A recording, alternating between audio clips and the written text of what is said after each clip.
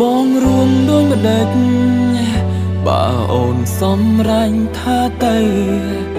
លួងបងមកបងនឹងនៅចាំផ្លូវដែលត្រូវទៅជាមួយគ្នាខត់បងមកបងចាំស្ដាប់បងត្រៀមចិត្ត5ថាមិនលា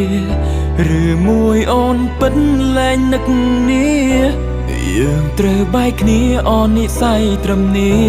ត្រូវរស់នៅម្នាក់ឯងរៀងខ្លួន